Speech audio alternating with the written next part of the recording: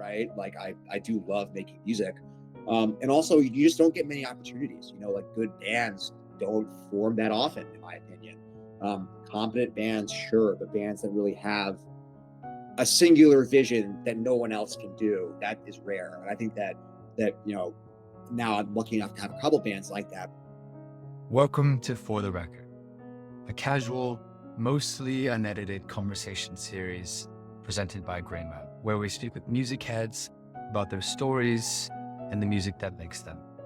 I'm your host, McKeegan Voice. Today, on episode 60, I spoke with Doug Moore. Doug is a prolific extreme metal musician based in Queens, New York. He's the vocalist of Pyrrhon, Scarcity, Glorious Depravity, and Seputus, as well as the multi-instrumentalist and vocalist of Weeping Sores. In prior years, he worked as a music critic and editor for Stereogum, Invisible Oranges, and BrooklynVegan, among other outlets. Outside of his musical activities, he pays the bills by working as a software engineer, and he pursues lifelong interest in fitness and literature.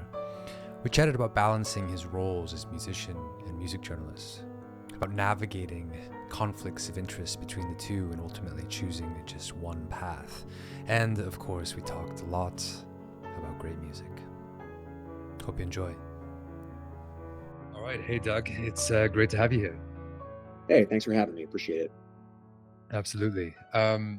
So as with all of these, I'd like to start at the beginning and just get a sense of where you grew up and when your relationship with music began. Sure. So I was born in New York City. I'm 37, so this is in the late 80s. And my family at the time lived in Queens. We lived there till I was 6. Then we moved to Charlotte, North Carolina for a bit. And then sort of in middle school, we moved to the Philadelphia area where I ended up Mm. living there through the remainder of middle school and high school, and then I went to college there. My mom's family had roots in that area too, so I've kind of got a dual hometown thing going on with Philly and New York at this point. But Cool. in any case, as far as my the beginnings of my relationship with music, my parents are not musicians themselves, but they're both big music fans. So they were always playing a lot of mostly rock music growing up, rock music and some amount of a little bit of jazz and a little bit of folk, and a couple of other things here and there, but primarily rock.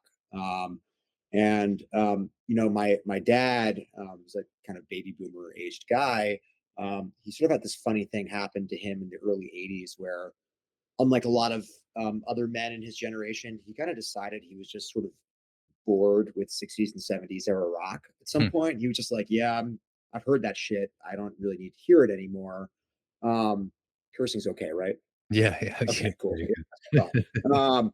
but yeah, so basically he decided like I don't want to hear that shit. I want to hear contemporary music, and so he kind of started listening to college radio and stuff like that around Mm. that time, which is again pretty uncommon for a guy in his 30s with with a family, and he was like working in finance at this time, so like pretty conservative environment. But Mhm. he for some reason just kind of got this bug to find new stuff, and so he was pretty cued in to alternative rock and grunge and stuff like that happening, kind of as they happened, and a little bit of punk and new wave and stuff like that too. He was actually sort of paying attention to that stuff.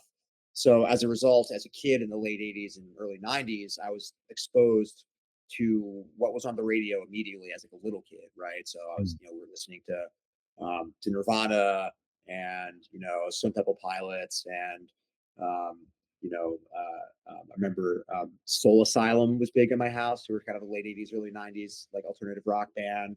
And then later on, like he got into to Radiohead when they were blowing up. So I had a lot of Radiohead in my house. And this is all Oh. kind of next to some more conventional classic rock stuff and folk rock and stuff. Mhm. Another band that my parents played a lot was Fairport Convention, the Oh, kind of like nice. slightly proggish, like English folk rock band. Yeah, definitely. Um, so yeah, it was a pretty diverse upbringing for me that way. Musically, I was exposed to a lot of pretty contemporary guitar rock sounds for someone at my age. It wasn't like I had to discover that later. Ironically, the stuff that I had to kind of discover later was more like the mainline classic rock shit. Like I didn't really listen to the Beatles growing up at all. Mm. I didn't listen to a full Beatles record until I was 17, I think, or Wow. 18. Wow.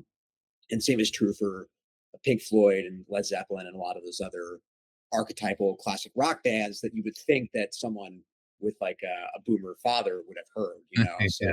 So there's kind of this ironic inversion where I was exposed to, sort of more contemporary, more aggressive guitar stuff earlier than I might have been, and it was a while until I got back to the sort of like roots mainstream rock of my father's generation. Mm. Cool. Yeah, I mean, as someone who grew up with a boomer dad, yeah, those were like three of the bands that that I first heard when I was young. Led Zeppelin, Pink Floyd, the Beatles. The entire canons of all three of those were pretty early music for me. Um, cool. So, what point did you begin to play music for your own? So basically, as a little kid, I was always visibly very interested in music. Like my parents figured that out pretty quickly.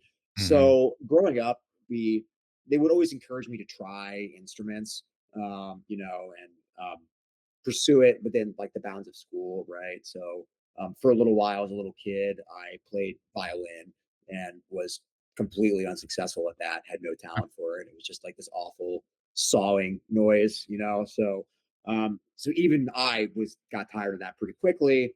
I switched to trumpet for a while. I played trumpet in like the school band, basically in middle Hmm. school and high school. I think I picked up trumpet when I was in fourth grade, so I played that basically through the end of high school. But really, the thing that got me interested in playing music more seriously was my parents got me a guitar when I was 13. And at that point, I was pretty clearly interested in rock and metal and punk and like aggressive guitar sounds. At that juncture, I'd kind of, been exposed to it growing up, as I mentioned, and at that point, I was gravitating more and more towards it. Hmm. Um, and basically, at the same time, that was at that age was when I moved from Charlotte to the Philly area. So I had to kind of do a social reset during middle school. As most of you probably know, that can be a little isolating time to move and have to like refresh your friend group. Yeah. So while that was going on, I kind of had a fair amount of free time, frankly, that I spent diving into music. So it kind of came along at the right time for me to like I needed somewhere to put some energy. Mm. And so I picked up guitar. Um, and I took some lessons just at the local music store with some like boomer blues guy, basically. Mhm. But he like kind of couldn't really teach me much of what I wanted to do because I was already right out of the gate trying to play. At this point, I discovered entry level metal. Right, I was getting into Metallica and Slayer a little bit, and this is like peak new metal time. So I was Mhm. interested in those kinds of bands as well. And this, 60-year-old like blues rock player was like, I don't know what the fuck that is, and I don't care to teach it to you. Mhm. So I kind of like waffled around, like trying to learn on my own for a while without a lot of success. And then after a couple of years, when I was about 16, I got connected with this player named Matt Hollenberg, who he's sort of a metal and jazz fusion guy. He at this point is probably best known for working with John Zorn. He's like kind of in the John Mhm. Zorn orbit. Mhm. Um, but he also had like a really crazy experimental metal band in the Philly area called Cleric at that time, who were kind of doing something that would eventually be in the zone of artistic interest for me. So he was able to teach me how to, do a lot of the crazy shredding techniques and um, sort of the weird time signature stuff that's common in that style of music. And I got a lot of conceptual background from him about like how to compose songs and stuff like that. And then kind of all around the same time, I was also starting to experiment with doing vocals, which is really sort of my primary pursuit as a musician now is as a vocalist. I still play guitar, but most of my projects, that's my role is doing vocals. Um, and so basically, the way that I came to that was that I was really interested in writing growing up. That was always my highest academic capacity was Mm. writing. Um, so I was really into writing and very into music, and was thinking like, how can I combine this? Well, lyrics are the obvious way. I was becoming more and more interested in lyrics also at this time, as a kid who was focusing a lot on music in his spare time, Hmm. um, and like I'm doing close listening of records and stuff and reading along with the lyrics and shit. Um, so basically, like I kind of realized that I had a little bit of a knack for that part of stuff, and so I started trying to figure out how I could be successful as a vocalist. I wasn't an awesome clean singer. I'm still not amazing at that. I could do it a bit, but not really, wouldn't say lead singer material in most styles of music. But I did find that I could make like the metal, like ventricular fold, like grit sound pretty easily. So I kind of just started pursuing that and sort of taught myself how to do that. Mm. Um, Basically, after the key thing there was that I got a car, honestly, because you can't really practice that at home. When you have your Yeah, family in your house, you're like, what the fuck are you doing? So I would drive around scream. drive around and screaming along to records, and like inevitably blow my voice out. But as time went on, I figured out more and more how to do it in a Mm. sustainable way. So yeah, all those kinds of things were happening basically during high school. Okay. As high school went on, I started out being pretty interested in sports. And as time went on, I gradually became more focused on music and less focused on athletics in my free time. And by the time I finished high school, I was starting to get involved in like playing in bands and stuff like that. So that was kind of the trajectory from like start to like sort of what you could say is maybe the beginning of my music career, right? Right. Cool. Yeah, thank you for sharing. Yeah, I'm curious when you started to sing, who were a few of the vocalists that you were looking at or listening to that were inspiring you? So there were a lot of guys who were kind of um, traditional metal vocalists who used grit, who I initially thought like maybe I can do that. Like an obvious example would be James Hetfield, right? Who kind of Mhm. sings in a shouty sort of way, right, on the early records. Mhm. But increasingly, as I got more into the prospect of making music, I was getting more and more into extreme metal, like death metal, black metal, and stuff like that. So it was really the sort of classic performers in those styles that I really was drawn to. A big one early on for me was Michael Ackerfeld, who's the singer of Opeth Mm. and the guitarist of Opeth. Um, and he has this sort of pretty like mannered like prog rocks clean singing voice, but then he has this very booming, powerful kind of like yelling death metal vocal that Yeah. I found that I could make a sound that was kind of like that pretty early on. So I was like, oh, I should study this guy because I have some capacity for that. Um, I would say I was very into the Dillinger Escape Plan early on, who I guess more of a hardcore band, right? But metallic hardcore, I guess.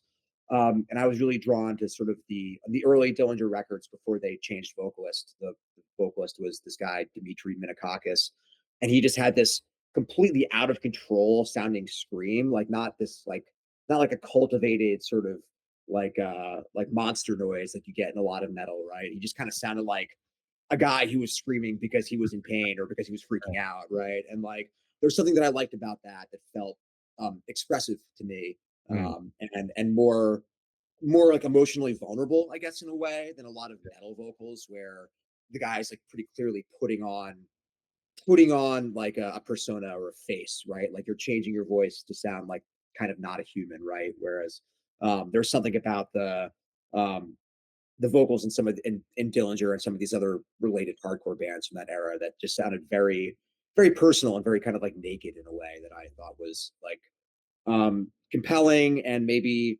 would be more useful for the kind of lyrics I wanted to write, like singing more in that style, because I didn't really want to do a lot of the conventional metal themes. I didn't want to do swords and sorcery. I didn't want to do gore. And a lot of the sounds you hear, I mean, I do stuff that's, influenced by that now, but a lot of the sounds that you hear from those are more have this like kind of artificed or sort of theatrical quality. You're really putting on a lot of changes to your voice and sort of putting on a persona by adopting that sound. But yeah, I mean, at the same time that all this is going on, I was also starting to sort of creep towards my oncoming work as sort of a music blogger or a music critic, I guess. And so as that was happening, I was starting to really try to explore a lot of different corners of heavy music. And as that happened, I became aware of more and more different ways that one could do harsh vocals, right? And so I started to experiment with more and more stuff. So early on, I was kind of just trying on a lot of hats and seeing what would fit. I remember trying to emulate Thomas Lindbergh from At the Gates.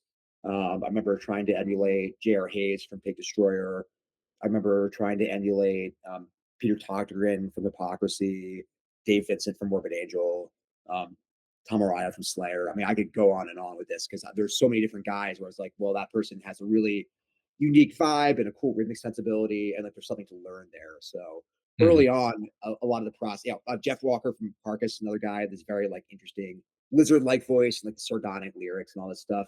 So like, there's lots of people where really like for me that part of the process was just learning what one could accomplish based on the record, right? It seemed like, Right. okay, like here are all these different things that you can do with this vocal style, which might initially seem to be very limiting, but like when you look across the genre, there's so many different ways that people express themselves using some version of this. So basically, a big part of my interest in doing that myself was just not so much trying to emulate one guy or another, but just seeing how expressive it really could be while you're still ultimately just screaming. Right. Right. And yeah, I mean, how did that first begin to manifest for you? Like when you actually, after training, after exploring how you wanted to express, your own voice, how did you first start to compose and then begin to release music, to form a band, you know? Right. So basically, I think the earliest things that I wrote were basically that guy Matt Hollenberg, who I mentioned earlier. So he was my guitar Mm. teacher, right? Right. And he, when basically when we started working together, he was like, "What are your objectives, more or less?" And I was like, "I want to write music. I want to get good enough at guitar that I can write the kind of music that I want to write. But my main thing is I want to write music. I'm not just like polish my technique or whatever." Mhm. So he pretty quickly started just giving me writing exercises, or even in lessons, he'd be like, "All right, we're going to write a song right now. Like, what's the first riff?" And I would be like, and he would kind of give me some prompts or whatever. And so basically, he kind of just like held my hand and like walked me through the process of generating musical ideas, which no one had really done before. A lot of music education in that comes through the American schooling system is, I mean, I'm sure it's true elsewhere, but especially my experience with America was that like they were prompting you to learn how to perform things that others had written. There was really no training towards composition, right? That I was exposed to. So basically, just him showing me that you could do it and you can just make choices and like use your ear and use your imagination and like come up with stuff. That Mm. was really critical. And so basically, we kind of just wrote some songs together, and then he like went and like put them in Guitar Pro and put some like shitty demo drums on them. He was like, "Here, you wrote a song." I was like, "Wow, I can write a song," like. And so Cool. pretty shortly after that, I encountered a guy who would go on to be like a lifelong collaborator for me, still a guy I play music with, whose name is Steve Schwegler. He is currently the drummer in my main band, Pyrrhon, as well as in a few other bands that I work in. And he just like lived a few towns over. We happened to have one friend in common, and that friend in common was like, "You guys both like the same freakazoid music, so you should talk to each other." So she kind of put us in touch, and like right away we kind of hit it off, and like we're like, "Oh, well, you want to play music, I want to play music." We can both. He was like way ahead of me as a musician at this time, but still was like, "Well, you seem like a crazy guy, and you like to write stuff, so maybe we can make some music." So we pretty much like formed a band right at that point. The band is called Seputus, and it was just the two of us. And the gist basically was that we both would write guitar riffs, and then I would do the vocals and he would do the drums because he was primarily a drummer. Though at the time, initially we meet, we're both in high school. Like he's got a drum kit. We have no way to record drums though because you need a lot of gear to do that. Right. So the thing we did was he basically would program drums and we'd like put in the guitars over top of them. And we wrote a record basically right away. Like I was 18, and he was Cool. Because we started when I was 17 and he was 18, and then we finished it when I was 18 and he was 19. Um, and at that point, he actually went off and joined the Navy. So it didn't become like a live band, but we did just like, make this record right away. And it was pretty all. I mean, it was metal. It was all over the place stylistically. Like we didn't have a coherent writing voice. I was trying to do a lot of different things with my voice as a vocal performer, Hmm. and that would be pretty predictive of my a lot of my vocal approaches later. I tend to be a pretty variegated vocalist, but at the time I didn't really have the chops to do it, so it just was a bunch of weird, out of control noises, more or less. But we basically just like learned by doing. We were like, how do you write a song? Well, first you write a riff, and then you write another riff, etc. And we kind of just blithely went about this process in like a very, very like, um, it's like almost cute when I think back on it. We just like had no idea what we were doing and like no expectations or anything like that. So there was no pressure and we didn't think anyone was ever going to hear it. And barely anyone did. But like it gave us like it was an important confidence building exercise, I think, especially for me, because, I had never really had anything that approached like success or like a tangible output from music. I'd been fucking around with it for 10 years at that point in my life, but I hadn't really ever done anything that I thought I might be proud of. So that was really important. So Steve went off and joined the Navy. I went to college. And then a couple years into college, I again encountered, actually, I met him prior to college. I think it was the summer between my senior year and my freshman year of college. I met the guitarist. The guy would be the guitarist of Pyrrhon, whose name is Dylan Delella. He was basically I was friends with his sister, and he had already kind of gone off to college when we became friends with her. But then like he came home and I met him, and he was wearing some metal shirt. I was like, cool shirt, and etc. The rest is history, basically. But so we kind of kept in touch, like just because we both it was rare to find people who liked that kind of music at that time. Like metal was not popular during the 20 aughts. There just really wasn't a big community for it where we were. Um, so basically, we kept tabs on each other, and then eventually, I was in college in Philly, he was in college in New York, and he said, "Well, I've got this project that's starting. We need a vocalist." At that point, I'd had kind of recorded demos with a couple bands here and there. He'd heard some recordings of my vocals, and he was like, "Well, you seem like you might be a good match for this band. So why don't you come out and try out for the band in New York? And maybe like it's not going to be full time because we're still in school, but like we can play gigs around the area and stuff." Hmm. Um, so I went up and tried out, and they were like, "Sounds good. You're in the band." And that was how Pyrrhon started. I was still in college in Philly, and Dylan and the rest of the band were in New York. So I would commute up on the Chinatown bus, which was like the cheapo bus line that used to Yeah. exist. So I would, you know, get like $10 bus tickets and go up there and do my homework on the bus, going both ways. And we, started playing local shows in 2009. At this point, a few years into college. And I would go and play the show, and then literally sleep on Dylan's floor because he didn't have a couch. Hmm. So I slept on the floor, and I would take the first bus back in the morning and like go to class in Philly. And that was just how it was for the first couple of years. And at this point, I was well into the blogging stuff. Right, I had been writing for this back in the aughts, and there was more sort of um, independent metal blogs, right? Like there wasn't as much metal coverage in bigger name publications or omnibus publications, but there are more of these individual metal blogs like Hmm. Digital Metal and Metal Judgment and Lamb Goat, which is still around, I guess. And the one that I ended up writing for was called Metal Review. It's still around now. It's called Last Rites now. It's most of the same people, Hmm. but basically, I started writing there right at the end of high school because again, like, writing was my big thing in school, and I wanted to write about music because that's all I cared about as a teenager. So I started writing for the metal blog at that point.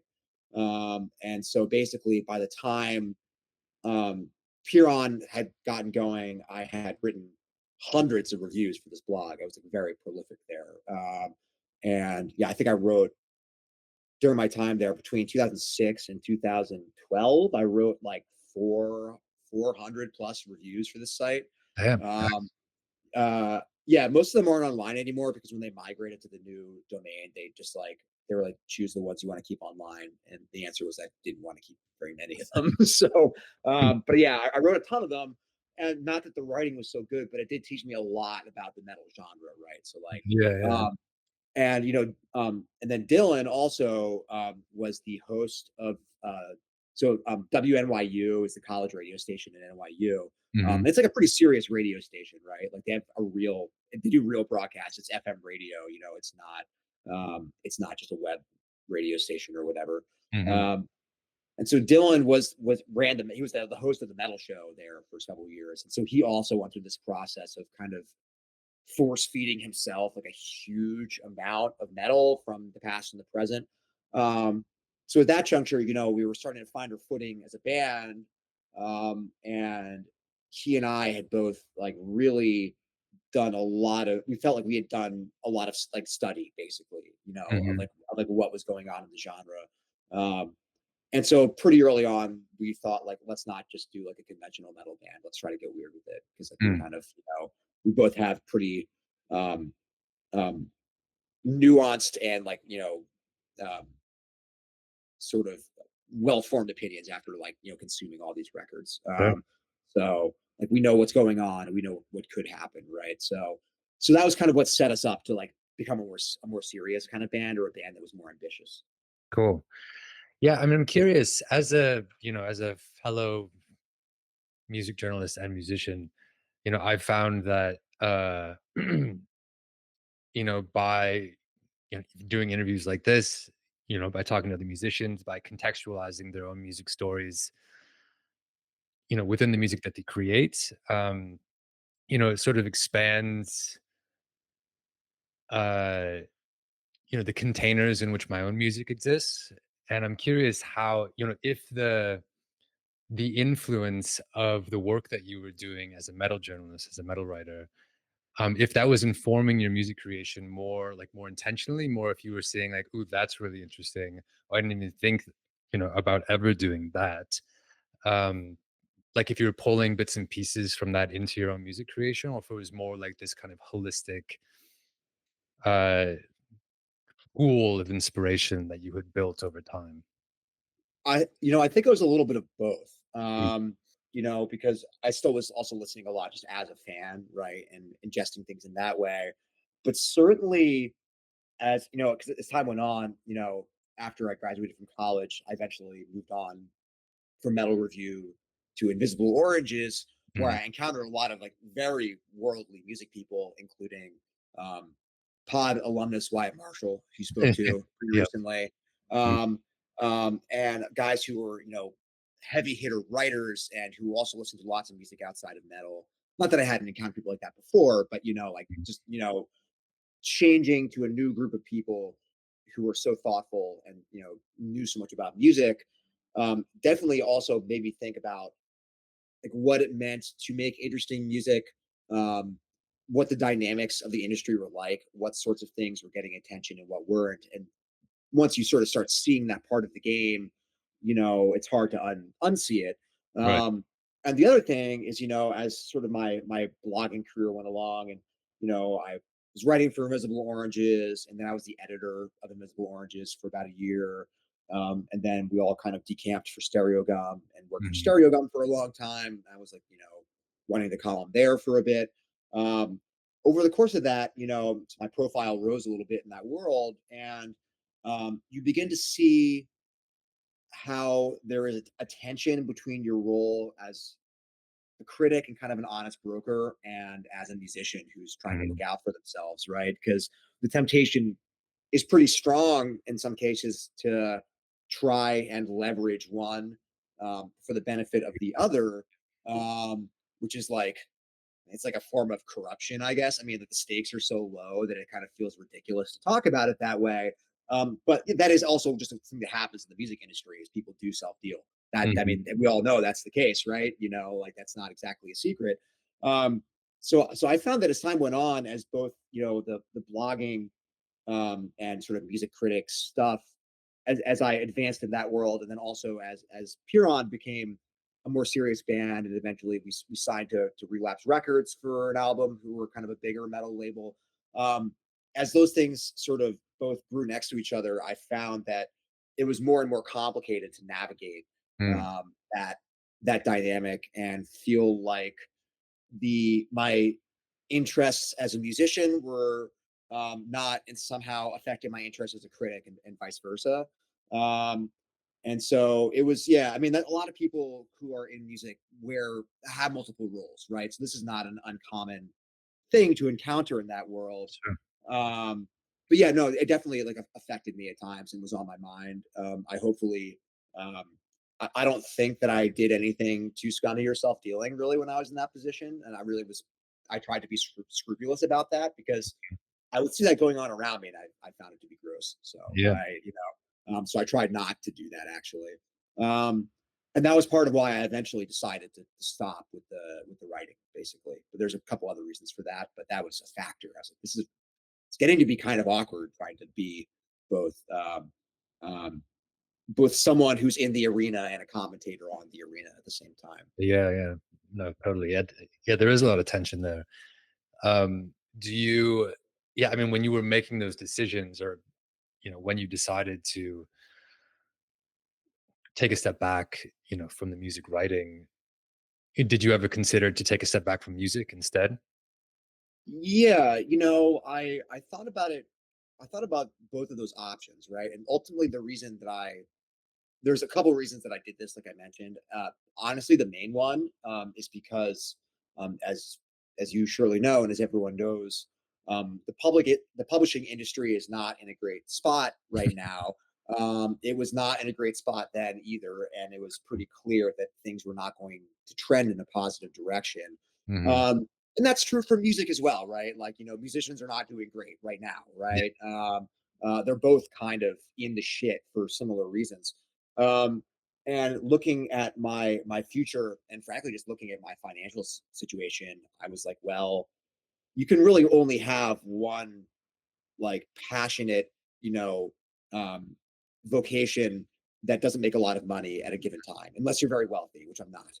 mhm, But like I kind of have to choose one of these things, right? right, Um, and I think ultimately the reason that I decided to go with music over writing is because even though I thought that I was better at writing than I was at music, mm, and even though writing was kind of a more of a core part of my identity for most of my life, um, my writing at the time was a form of commentary on music. And I right, thought, would you rather do the thing in itself, or would you rather talk about the thing? mhm, And I said, I'd rather do the thing in itself. mm, And the other consideration there is that, it's not like I've completely forgotten how to write. I feel like I can still write. At least, definitely, if I started getting back into it, I would pick it. I would become. I would regain the chops that I had. sure, Whereas having a music career where you're playing in an active band and you're releasing records and you're touring occasionally and all that stuff, that's not just about you and what you want to do. That's a social decision with a group of other people. mhm, Um, and I thought the band, the Pyrrhon especially, but by the time I stopped writing, I was in a few other bands too. I thought that the players that I was playing with were special, and I was like, I don't. This is only going to come around so often in life.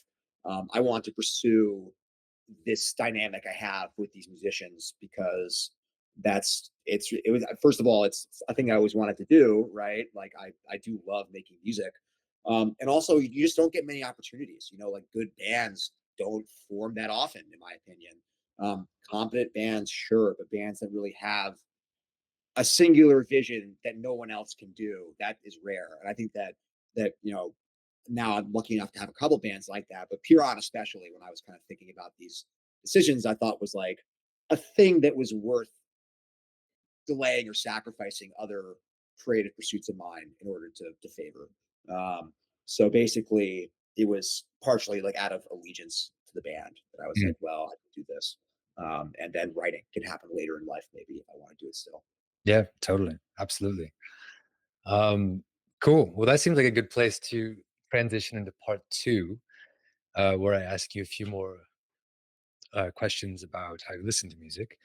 Um, and my first question is how you discover music today. And if you could talk, if you could answer that question through the lens of who some of your favorite curators are, or outlets, or platforms, that you spend time with. Yeah, so I'm in a funny position right now where, because I spent so much time as a music writer, right? I did that really from 2005 until 2018 was like my official last post as as a professional. I've done some guest writing here and there since then, but I that was when I officially retired, more or less. Because of that, I've got a lot of friends who are in that world still, and so I have this funny situation where a lot of my music recommendations come from music bloggers and writers and critics, but not on the blog, but like it's because I talk to them. They just tell me like, listen to Right. this. So like the first and foremost of those is the guys who I was doing the Stereogum column with, like Wyatt, Ian Chaney, Aaron Larviere. Those guys are big parts of my how I discover music these days. Additionally, there are guys who I'm friends with from my time at formerly Metal Review, now Last Rites, who I still discover music from. Hmm. And there's those guys, are like a really tight knit social circle that's now persisted for like 20 years at this point. So they have a very active like internal conversation about metal and stuff like that. Another big person for me is my partner, Caroline Harrison. She is a really avid music fan who is interested in heavy music, but not exclusively interested Hmm. in heavy music. I mean, neither am I, but she's like sort of like dabbles. I wouldn't say she dabbles in it. She knows a lot about it, but it's like not her main thing, so to speak. So she discovers a lot of music that I get into.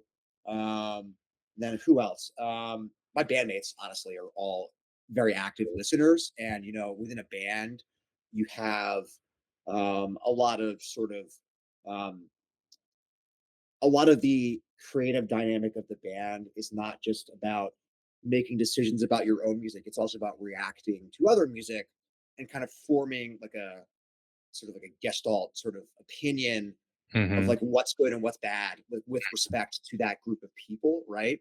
Sure. Um, so there's a lot of discussion of not just new metal, but like music in general that comes out of like bandmates being like, "Hey, check this out," or especially like a big one is like if we're going on tour, you're in a van together for a long time, Yeah. and people are DJing on the van, like speaker system. And a lot of times in those situations, the bands I'm going tour with are all metal bands. You don't really want to hear more like blast beats and screaming necessarily in the van. So people are often digging into the non-metal parts of their music collection. So we're getting lots of hip hop and lots of jazz and electronic music and all kinds of stuff outside of like the rock and metal spectrum. Cool. And so yeah, it's really for me. It's like very much Hmm. a social activity. Trading music with people. I have some friends who don't fall into any of those categories. Who I regularly exchange music with. A good friend from college named Thompson Guster, who I've been trading music with now for like close to 20 years, and like he's big into punk and electronic music that I would never find otherwise. Yeah. Um, and in general, the people who I most value in this way are not people who are feeding me new contemporary metal recommendations necessarily, because a lot of that stuff I'll find just directly through knowing the bands. The I just know lots of bands, right? So I kind of know who's out there and like who to pay attention to. It's people who give me stuff that I would never ever come across on my own. That's really what I value the most. Totally. And then the one other thing that I'll shout out that's been a recent source of music, kind of in our house. Caroline is a big fan of I'm going to draw up the name of the blank. I'm blanking the name of the podcast and look it up real quick. It's called Fire Draw Near. It's the podcast hosted by one of the members of the folk band Lankum, who are an Irish sort of like contemporary. They do like contemporary versions of a lot of some originals, but mostly like classic Irish and English folk songs, sort of like done up in this groany, sort of menacing way. They're like slightly affiliated with metal. The guy's name is Ian Lynch. Recently, Caroline's been listening to this podcast a lot. She's been bringing in things that he plays in the podcast because he does like kind of deep dives on folk songs where he will analyze um, the song's history and find a bunch of instances of it throughout time. And so that's I've always had an interest in folk music and especially like Isles folk music. I really like the melodic sensibility in that music. Hmm. And the lyrics are often really interesting and very bleak. And like so someone's always getting fucking murdered or turned into an animal or whatever. Um, Yeah. so she's been like often finding stuff from that and bringing that stuff to me. And so just in the interest of naming a specific platform other than the ones that I've named, that's one I think that people should go and check out. Cool. Oh, I love that. Thank you for sharing. Um, cool. Okay, so my next question for you: what is if you can remember, the first album you ever purchased, and what is the most recent? The first album I ever purchased, I absolutely remember what it was, and it was Tub Thumper by Chumbawamba. Uh, I mean, Classic. I guess like I asked for it for Christmas, so I didn't purchase it myself, but like it was basically, it had come out that year. Mhm. Um, it was uh, the title track was like everywhere, inescapable. Yeah. Remember. I had started playing football recently, and so I was getting knocked down a lot. And as an 8 year old, that really seemed to be like How did you get up again? I sure fucking did. I would think about the song and I'd pee my ass off the ground after getting trucked. Um, but yeah, so it's actually kind of funny because as an adult, I discovered that Chumbawamba is like an anarchist punk band. And listening back to that album, after that, there's a few singles on it that kind of made it into the airways in America. But listening back to that album, especially the deep cuts, and like there's just like tons of like communist agitprop on that record. That was Huh. like sort of a funny thing. As a person who's like pretty far on the left politically as an adult, it's like funny to think back to like 8 year old me listening to this shit about like not crossing a picket line. Like so hilariously apropos first record, radicalized by Totally. Chumbawamba. And then most recently, I can actually go on my Bandcamp and see what the most recent purchase I made there was. Yeah, the most recent purchase I made was this funny album called Everything's Getting Older by two guys named Bill Wells and Aidan Moffat. Okay. And Aidan Moffat is a singer-ish or vocalist, you might call him. He's in this band called Arab Strap. They're Oh an indie yeah. rock band. Yeah, it's the Arab Yeah. Strap guy. Yeah, it's him, and then this other guy, Bill Wells, is a composer, and so the compositions are sort of these really pretty, often piano-driven, sort of like a Philip Glass was like a indie folk sort of Oh, composer, great right? description. Like, and then yeah, and then you got Aidan Moffat sort of doing his sardonic, poetry and occasional singing over it. Um, Cool. Super entertaining. I kind of just I blundered across a song from it out of nowhere, and was really taken by it. And I only barely know Arab Strap. I already know this album better than I know any Arab Strap records, but it's got me interested in going back into their discography too. Oh, cool. I love that. I am intrigued, and I'm going to listen to it after we get done talking. Yeah, it's really good. I had another man of the Isles, really into the music from there apparently. So Indeed. uh, A lot of good stuff here, yeah, I must say. um, okay. Continuing along in this vein, three artists of note that you've heard that you've heard for the first time in the past year or so. three artists of note that I've heard for the first time in the past year. Okay, let's see. I'm again scrolling through my purchase history here. I'm cheating. That's all right. Um, Okay, so yeah, one of them, I'll continue in the vein of um, sad Isles stuff. One of these folk acts I've been interested in recently is this group called Shovel Dance Collective, I who are love that. sort of similar to Lankham in some ways that they take they're English rather than Irish, but they take a lot of historic English folk music and then do kind of more creative contemporary renderings of them, where they'll use a lot of interesting drones and like louder volumes than you might expect. They are sort of explicitly leftist in their band charter, and a lot of the songs are work songs explicitly. They're interested in like the history of labor, basically. So they're really cool. Scrolling through who else I've heard for the first time this year. Um, let's see. One band that I came across just about a year ago at this point is a Polish, I guess you would call them a fusion band called it's like Bloto. It's BL with a little line through it. OTO. It's a Okay. Bloto. I don't speak the slightest bit of any Slavic language, so I don't know how to pronounce that. I don't know. Um, but they kind of like cropped up. It turns out they cropped up during um, basically in 2020 and proceeded to crank out like 4 albums during the pandemic. And then kind of went away and didn't do much. And then they released an album last year that became aware of at the very end of the year. And it's really cool stuff. You know, it's definitely like jazz fusion of some description. But they have a cool, like, sort of they go into this sort of hip hop like sort of boom bap mode sometimes with these like Mm, really spare drum grooves, these like sinister droning environments. It's really awesome. But they cool. also like it's not all like very evil sounding. They're like a moody band that has like sunny moments as well. They're really cool. And then one more that I discovered in the last year. Let's see. Um, Yeah, another one that came out in 2024 from the metal direction that I um, had never heard of before is this band called Plowshare. They're from Australia.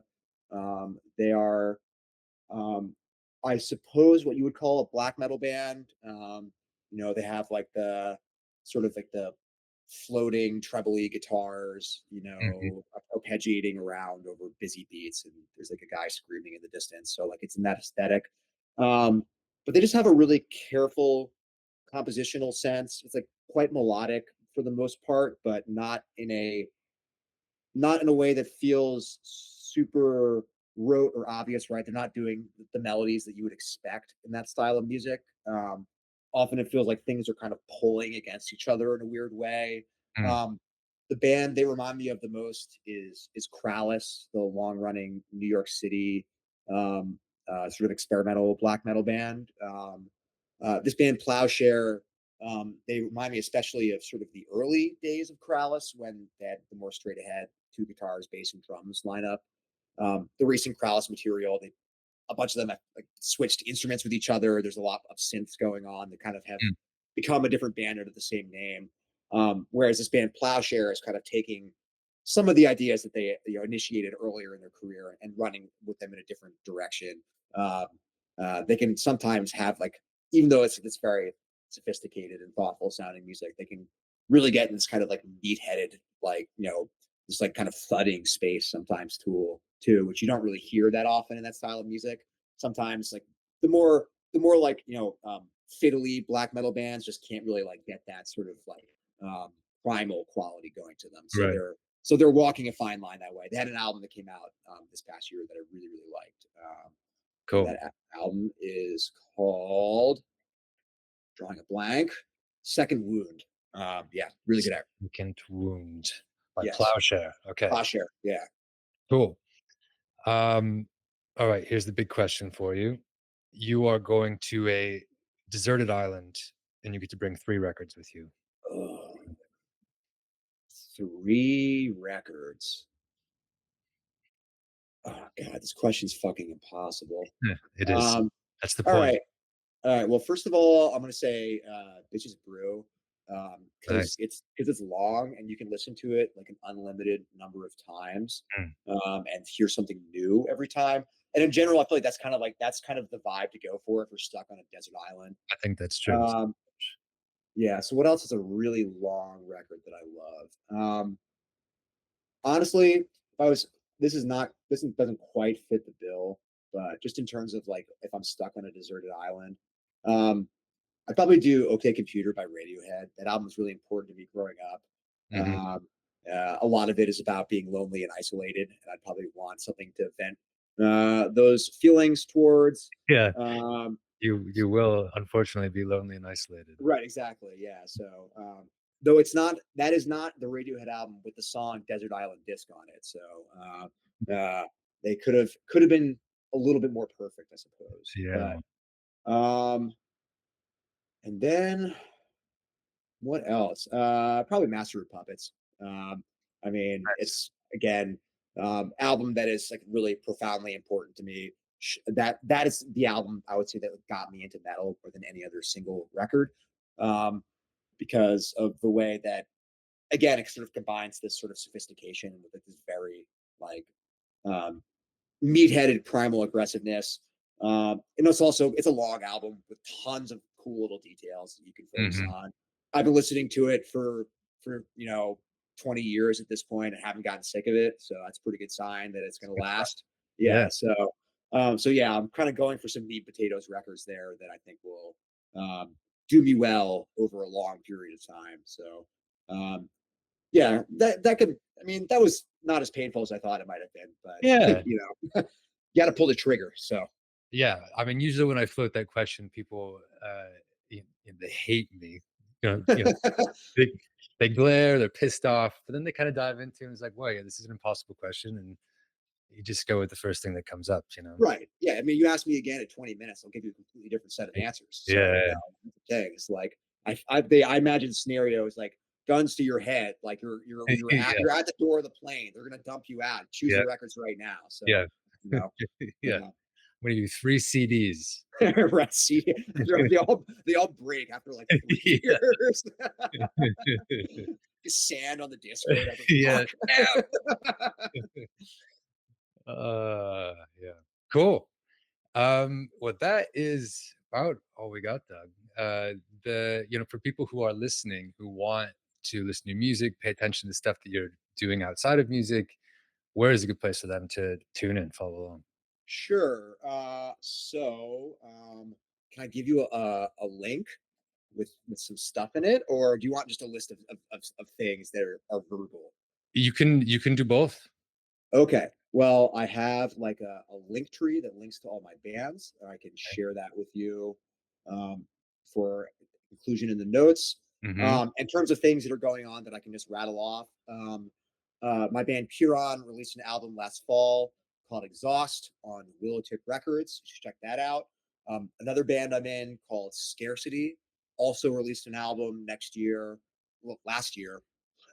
That's an album last year called "The Promise of Rain." That came out on the Flenser. You should check that one out as well. And then another band of mine called Weeping Sores, in which I actually do play guitar as well as doing the vocals and play the bass. Yeah. That band is releasing a new album this year on I Void Hanger. The details for that haven't been announced yet, but it is happening. So keep an eye out for that one as well. Cool. Cool. You're a busy guy. I try to work hard, yes. Um, cool. And my last question for you, since you were an answer to this question, who who is another music head that we should have on the show? Another music head that you should have on the show. Um, I think that talking to Ian Chaney would be a lot of fun. Like he is I mean, he's kind of in the same set of people, but he's a really just interesting thinker about this stuff.